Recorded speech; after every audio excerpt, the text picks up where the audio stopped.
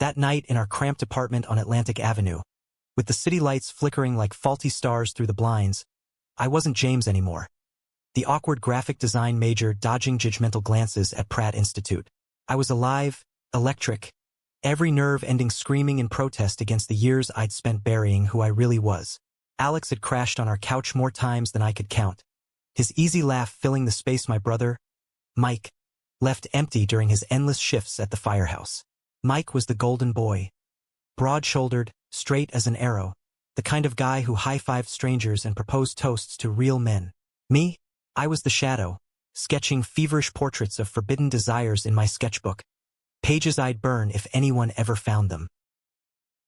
But Alex, God, Alex. He was 24, with that tousled blonde hair that caught the sun like California gold, even in the gray drizzle of New York autumns. He worked as a barista at that hipster spot in Williamsburg, slinging oat milk lattes with a grin that could disarm a bomb. We'd met properly 2 years ago at Mike's birthday bash in our mom's old backyard in Queens. Barbecue smoke curling up like prayers, beers sweating in the humid air. I'd spilled punch down my shirt, and Alex had laughed, not mocking, but warm, like he saw the mess and loved it anyway. "You're Mike's little bro? James, right? The artist?" he'd said, dabbing at my chest with a napkin, his touch lingering just a second too long. Or maybe I'd imagined that. Hope's a hell of a drug.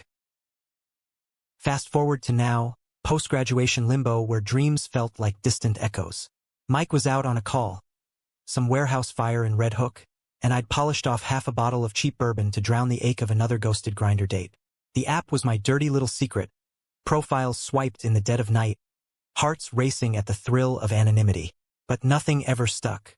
Guys wanted quick hookups in bathroom stalls, not the mess of emotions I dragged behind me like an anchor. Alex had shown up unannounced, soaked from the storm, claiming he needed a place to crash because his roommate's girlfriend was monopolizing the bed. Mike had texted him to come over, but Mike wasn't here. Just me unraveling.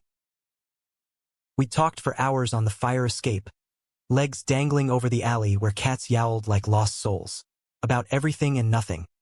The Mets' latest choke, the graffiti murals exploding across Bushwick walls, the way New York chewed you up and spat you out if you let it. Then the thunder rolled in, and we stumbled inside, clothes clinging like second skins. That's when it happened, the plea that changed everything. Sleep beside me, not on the couch, not in the guest room. Beside me, in my bed, with its faded Star Wars sheets from high school and the faint scent of my anxiety meds on the nightstand. He didn't hesitate. No jokes, no awkward deflections. Just that slow slide across the mattress, his flannel shirt brushing my arm, carrying the faint aroma of coffee grounds and rain-dampened earth. His hand found my wrist in the dark, thumb pressing gently into the old scar, a constellation of raised tissue from when I'd wiped out trying to impress Mike and his crew. "This tells a story," he murmured, voice low like the rumble of the subway beneath us. "What happened?" I swallowed hard, the bourbon turning sour in my throat. Stupid kid shit. Thought I could fly. Lies. I'd been showing off for the older boys, the ones who called me fag, behind my back after catching me staring too long at the lifeguard. The fall wasn't the worst part. It was the laughter echoing as I bled on the pavement. Alex's eyes searched mine in the lamplight, blue depths pulling me under. "You're not a kid anymore, James, and you can fly. You just gotta jump." Then he did it, the thing I'll never forget. He leaned in, not for a kiss, but for something softer, more shattering. His forehead against mine, breaths mingling like shared confessions. No pressure, no demand, just presence. In that moment, the world narrowed to the space between us, the rain a distant applause. My heart thundered, a wild thing finally uncaged, and for the first time, I let myself believe maybe, just maybe, I wasn't alone in this. Morning cracked open with sunlight slicing through the blinds like Judgment Day. I woke to the smell of brewing coffee, Alex already in the kitchen, humming some indie track from his phone. He was shirtless, jeans slung low on his hips, the tattoo of a compass on his shoulder blade, a nod to his nomadic parents, always chasing gigs across the Midwest, glinting under the fluorescence. "Pancakes?" he asked, flipping one with a spatula like it was no big deal, like he hadn't just redrawn the map of my universe the night before. "Yeah," I croaked, throat dry as the Sahara.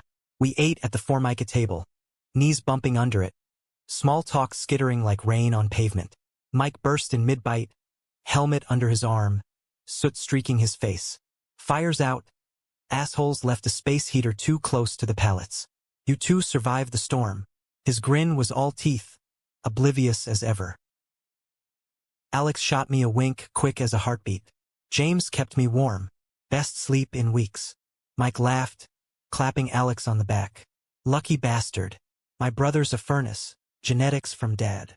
He ruffled my hair, the gesture brotherly and bruising all at once. If only he knew. The days blurred into a fever dream after that. Alex started crashing more often, just 'cause the commute sucks, he'd say, but his eyes lingered when Mike wasn't looking.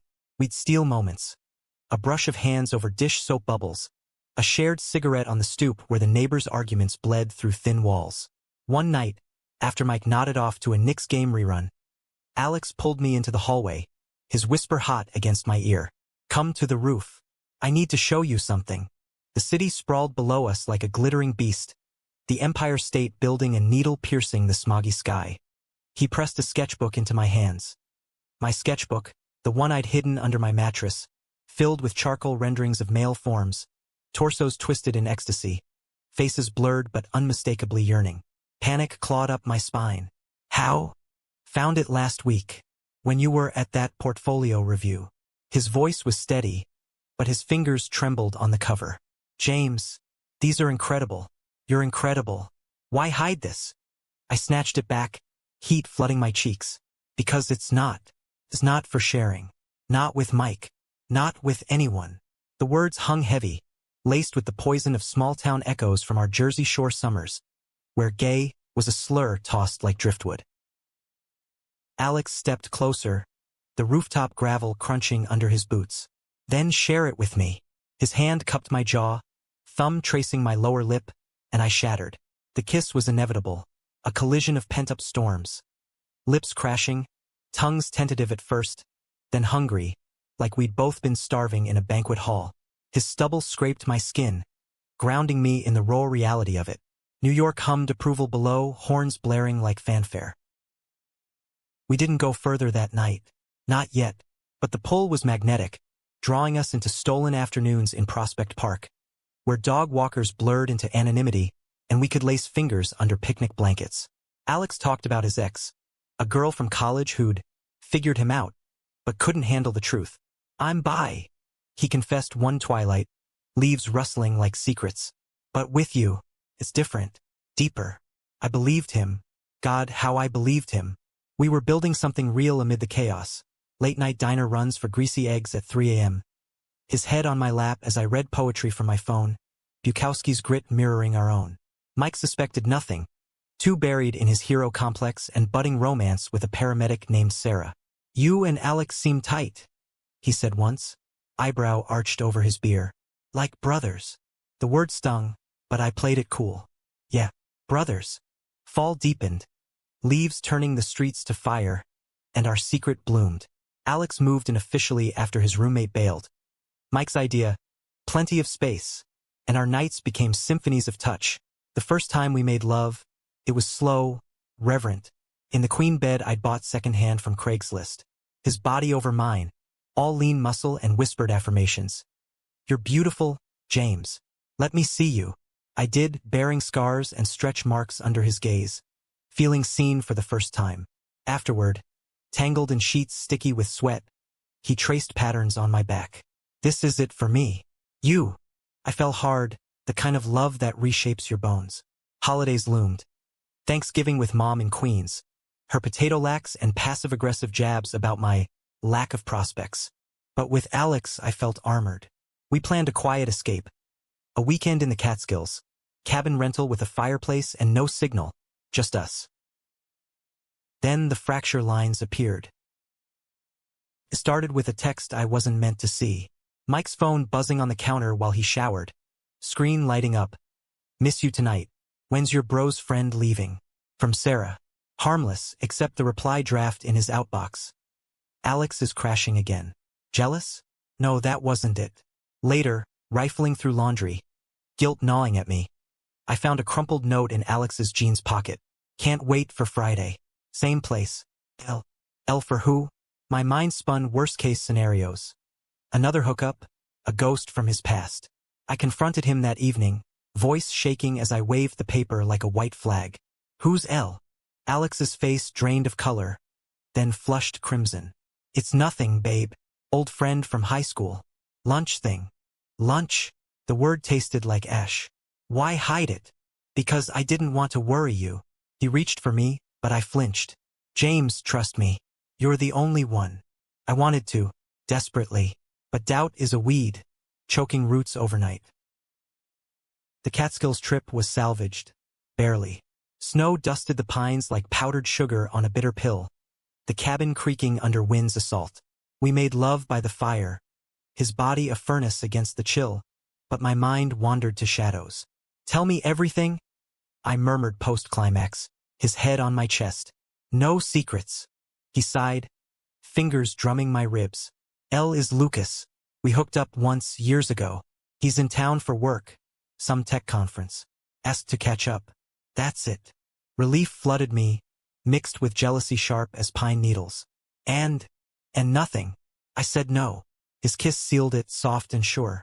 We laughed it off, toasting with hot toddies, the world outside a wide-out blur. Back in Brooklyn, the idol cracked wide open.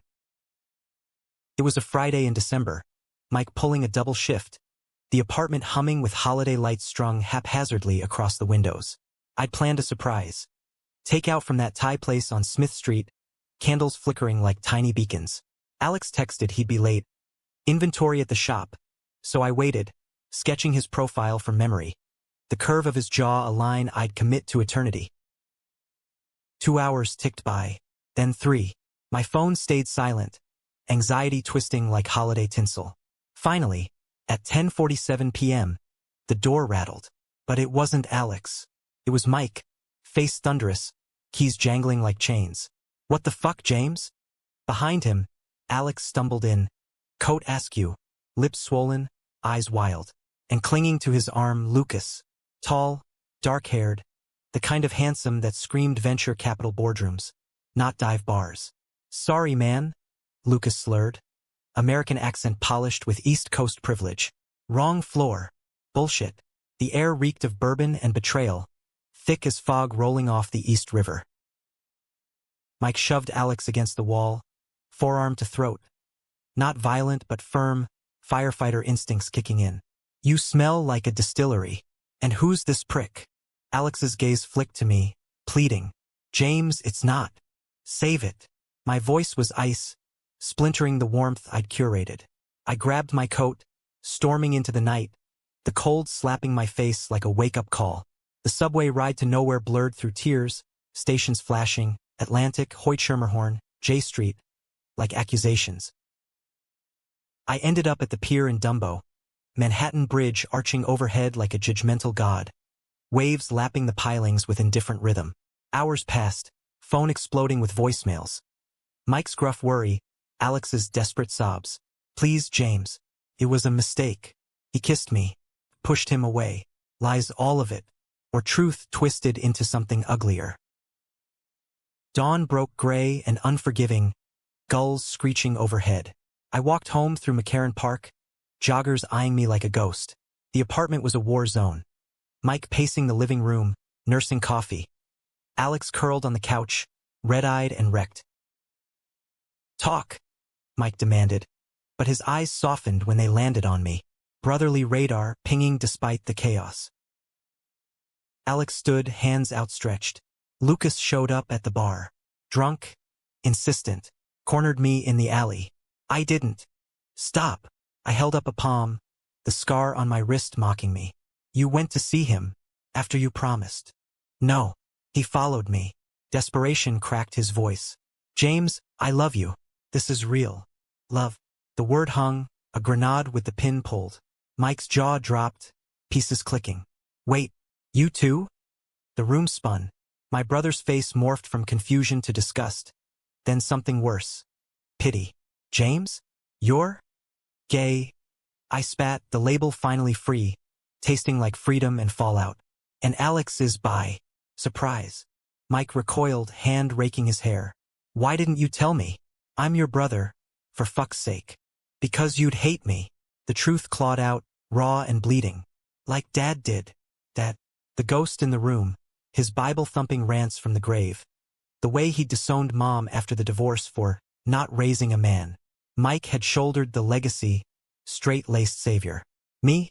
I'd been the disappointment, tiptoeing around landmines. Mike's shoulders slumped. I don't hate you. Jesus, James.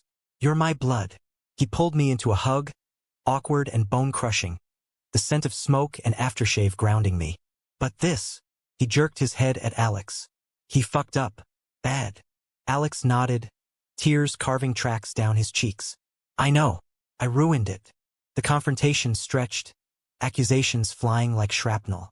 Lucas had ambushed him, yes, old flames die hard, and booze fans them.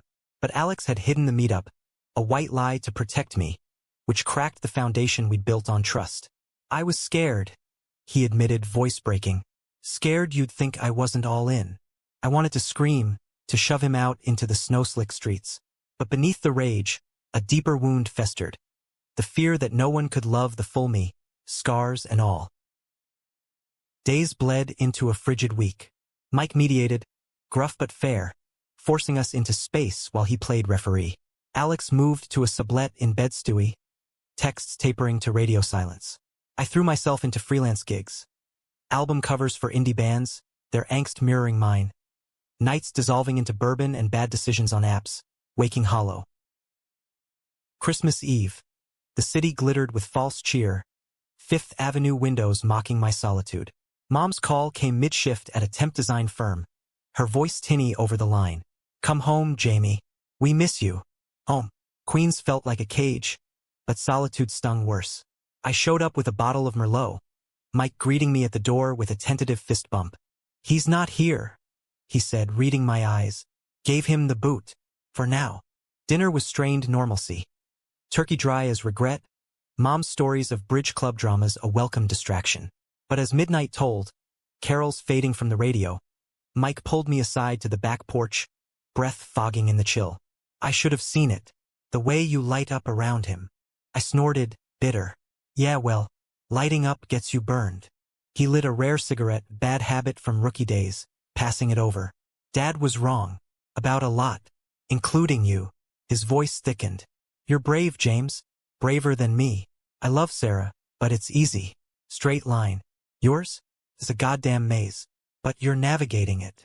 Tears pricked. Unbidden. Brotherly love. Unfiltered. Mending fractures I'd nursed alone. Thanks, Mike. New Year's dawned with resolutions I half meant. Delete the apps. Face the canvas. Maybe forgive. Alex's apology arrived via email. A novella of remorse. I see now how my silence betrayed you more than any kiss. You deserve transparency, the kind I failed to give. If there's a chance to rebuild, I'll earn it. No more shadows. I didn't reply. Not yet. Instead, I walked the high line, icicles dripping like melting defenses, sketching strangers' faces. Hope etched in unfamiliar lines. Spring teased early, cherry blossoms unfurling in the botanic garden. A reminder that betrayal's winter yields to renewal. It was May, portfolio review at MoMA, when fate or masochism intervened. Alex was there, volunteering for an exhibit on queer artists, his name tag a quiet flag. He looked wrecked. Hollow cheeks, eyes shadowed. But when they met mine across the crowded hall, they sparked. James. We talked. Not reconciliation, but reckoning. Coffee at a corner cafe, steam rising like peace offerings. Therapy, he said, unprompted. Started after. Learning to own my shit. The hiding, the fear, it's not you. It's my baggage from a family that prayed the gay away. I nodded, stirring sugar I didn't need. I get it. Mine too. But trust. The shattered glass. Sharp edges. I know. His hand hovered near mine, retreating. I'll wait. However long. Summer scorched the asphalt. Internships turning to jobs. Mike proposing to Sarah in a blaze of fireworks over Coney Island. Me as best man, toasting their future with genuine joy. Alex faded to periphery. Occasional group hangs, his presence a low hum, respectful distance. Then the high tide. Labor Day weekend. A beach trip to the Rockaways with the crew. Waves crashed like unresolved chords. Bonfire crackling under stars indifferent to human drama. Mike pulled Alex aside. Words lost to the surf. Emerging with a nod. Permission. Absolution. Later, as embers died, Alex found me at the water's edge, toes buried in sand. Dance with me. He extended a hand. No music but the ocean's roar. I took it, bodies swaying in the dark, his heartbeat syncing with mine. I'm sorry, he whispered into my hair. For everything. Forgiven? I breathed, the word a release. Not erasure, but acceptance, scars as stories, not shame. We kissed under the moon, salt-laced and slow, the something he'd done that first night evolving.